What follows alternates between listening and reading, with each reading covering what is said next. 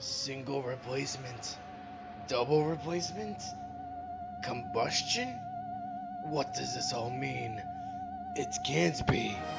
It's chemical reactions. Bill Moss, the science boss.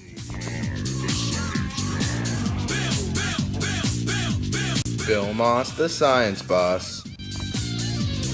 Chemistry. Bill Moss, the science boss. Inertia is a property of matter. Moss, the science boss. T minus 7 seconds. Bill Moss, the science boss. Brought to you by Chemical Reactions. They're a blast! We're about to learn about double replacement reactions.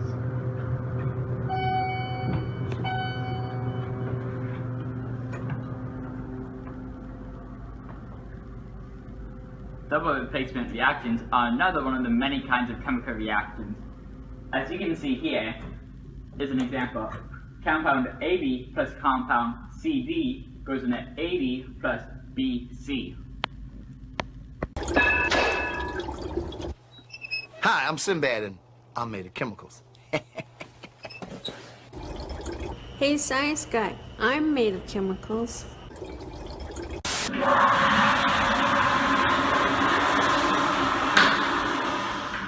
I'm here at FSWC to talk to two professors about chemical reactions. I just took a shit, as we like to call it in science, decomposition. Speaking of decomposition, I'm about to go talk to Professor Kelsey Brown at FSWC about decomposition reactions. So Professor Brown, what can you tell me about decomposition reactions? Well, a decomposition reaction is a chemical reaction where compounds break down into elements. Can you give me an example? Well, we are explaining this to a classroom, so could you put it in terms that white columns could understand? Absolutely. Airbags have chemicals. Airbags break apart, airbags go boom. Might be a bit too complicated, but thank you, Professor Brown, for this. And this is an example of a decomposition reaction.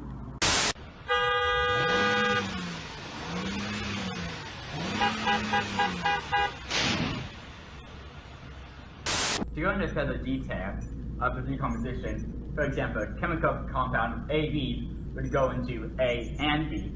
In the case of an airbag, you got sodium iodide, which would turn into sodium meta, and nitrogen gas. This is what allows the airbag to blow up and keep you safe. I'm going to teach you how to make your very own nuclear power plant in your home. But first, we need goggles for safety. First, you're going to need to get a uranium pellet. You may need some help from an adult to do that. But luckily, I had my friends do it earlier, and I have one right here. And now you want to be careful, don't drop it or something bad will really happen. Next step, you're going to need a grenade, okay? Now, what you want to do is carefully, vigorously screw the entire top off of this grenade, so you have all the juices on the inside.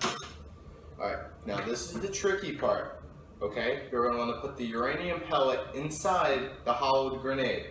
Alright, now, you can't mess up on this, alright? Oh, shit.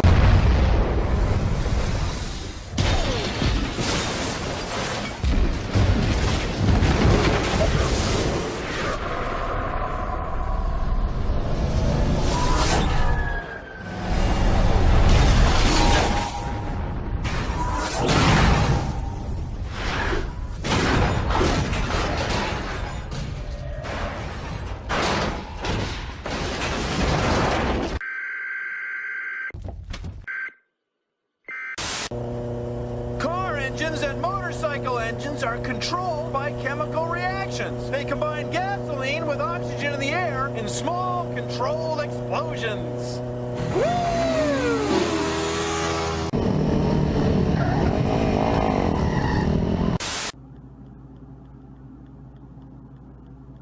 So Professor Eastman, could you tell me about reactions? Yes, sir, I can. There's this really popular YouTube channel called Kids React. I meant chemical reactions. Sure. How about single replacement? That'd be awesome.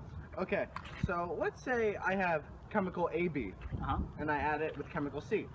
Then, after that, I would get chemical AC plus B. Well, thank you very much, Professor. No problem.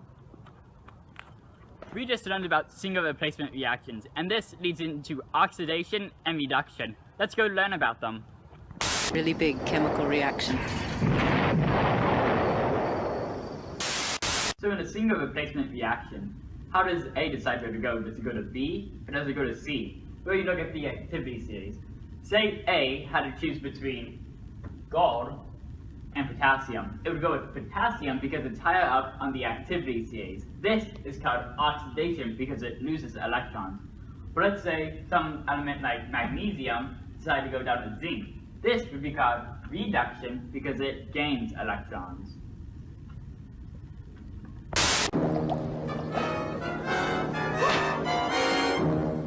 The Reactors. Crime-fighting chemists in a series with more Brownian motion than oil and H2O. Thrilled to their molecular mastery.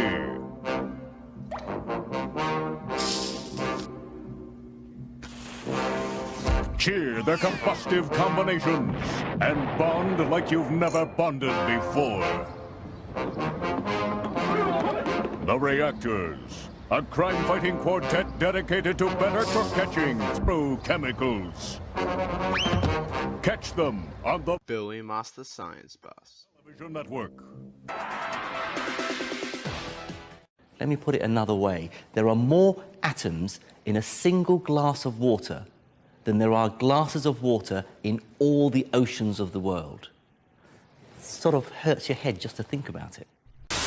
Really big chemical reaction.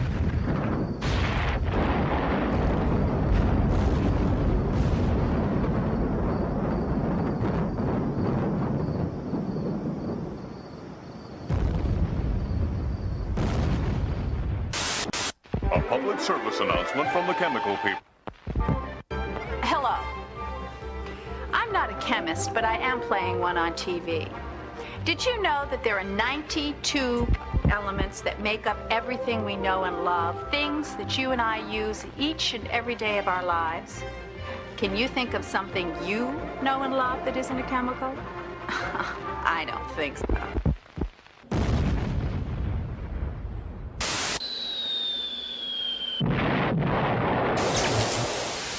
At Eglin Air Force Base in Florida, the United States tested a new superweapon. MOAB, short for Massive Ordnance Airburst, quickly became known as the mother of all bombs.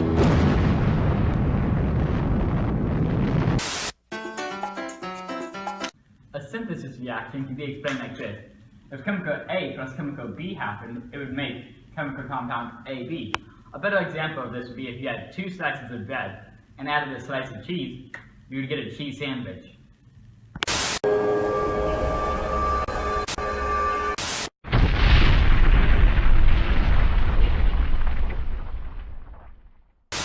The next reaction we have is a combustion reaction. This happens when you take any chemical and add oxygen. Then you end up with carbon dioxide and H2O. Rather, for here we have glucose, we added oxygen, and we get carbon dioxide and water. Here's an example of a combustion reaction. I'm just taking my time. This is cheating. You're looking out for yourself. This is cheating. You're cheating. This is cheating.